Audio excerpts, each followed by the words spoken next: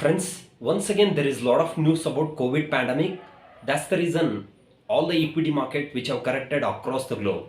If you look at the Nifty has corrected from 18,600 to 17,800. So as on today, Sensex has corrected from 63,000 to 59,000 as on today. Friends, in this video, I'm going to discuss about what is the reason for market correction.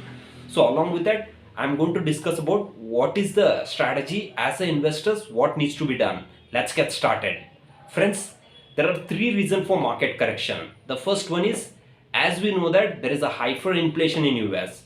To reduce the hyperinflation, the American Reserve Bank, which is Federal Bank of India, which is expected to hike the interest rate in multiple times in 2023. That's the reason market is getting correction.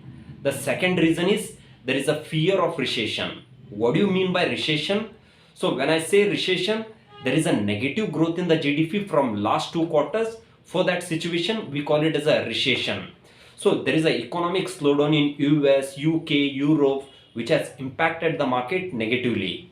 The third reason is, as we know that there is an increase in COVID cases in China, so which has created a lot of panic in the market. That's the reason market is getting correction. Friends, as a investors, what needs to be done? What is the strategy? Friends, if you look at the history, during the first COVID wave, market has corrected from 12,000 to till 7,500 because we didn't know what is COVID and how to deal with the COVID.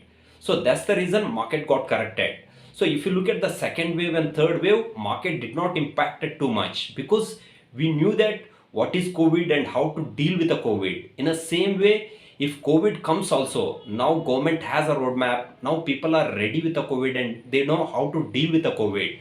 That's the reason I think it will not impact too much. So as a investors, if you're a long-term investors, if you're investing for a next 10-15 years, you no need to worry with the short-term sentiments. You can remain invested. Thank you.